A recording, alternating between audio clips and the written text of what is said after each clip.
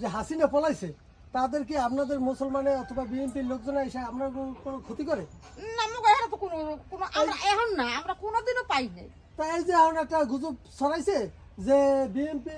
5 তারিখের পর হাসিনা পলানোর পরে বিএনপি আইসা হিন্দুদের উপর ঝামেলা করে হিন্দুদের মন্দির ভাঙে এইসব যে একটা গুজব এই গুজবটা কারা ছড়াইছে আর এটা কি আপনাদের কোনো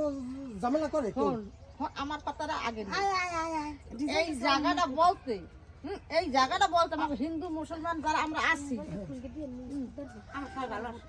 এখন তো মুখ কোনো জ্ঞানজাম কোনোদিনও মোরা দেই নেই এখন না এখন বললি হাসিনা গেছে বললি না কোনোদিনও দেই নাই আজ তোমার দেই নেই এই জায়গাটা মুখ এই জাস্ট এই কথাটা একটা গুজব ছড়ায় এই জায়গা মুখ হয় না মোরা কামবাই কমু না এই যে ইন্ডিয়ার কাছে মানুষে বলতে আছে যে বিএনপি এই হাসিনা পলানোর পর হিন্দুকে ধরে মারে হিন্দুকে মন্দির ভাঙে এরকম কি ছাড়বো আপনি কোনো পাইছেন খবর পাইছেন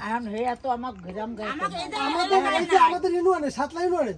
আমি এই হাসিনা পলানোর পরে আমি আইছি আইয়াছে পুরো ইউনিয়ন ঘুরে দিছি সবাই পেয়েছি যে কোনো হিন্দুকে পর্যন্ত চর্চা না কোনো ঝামেলা না তারপরে আমরা ধরেছি এখন আমাদের দেশ নায়ক তারেক রহমান সবসময় কইছে কোনো মানুষের ক্ষতি হবে না খালি হিন্দু আর মুসলমান আমরা সবাই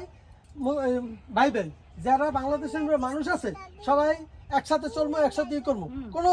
হবে না প্রতিহিংসা হবে না আর আমাদের দেশ নায়ক তারেক রহমান কিন্তু প্রতিহিংসার রাজনীতি করবে না এই তার জন্য আমরা খোঁজখবর নিতে আসলাম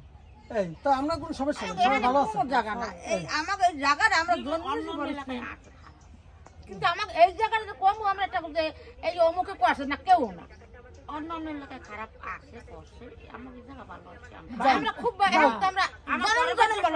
তারপরে আপনাদের যদি কোনো সমস্যা হয় লগ আমাদের জানাবেন এ জায়গায় আমাদের বিএনপি নেতাকর্মী যারা আছে সবাইকে জানাবেন আমরা এটা লগ প্রতিহত করবো কোনো সমস্যা যদি হয় কোনো আপনার উপর আপনাদের কোনো খারাপ একটা কথা বলবে অথবা আপনাদের বাড়ি এসে ঝামেলা করবে এগুলো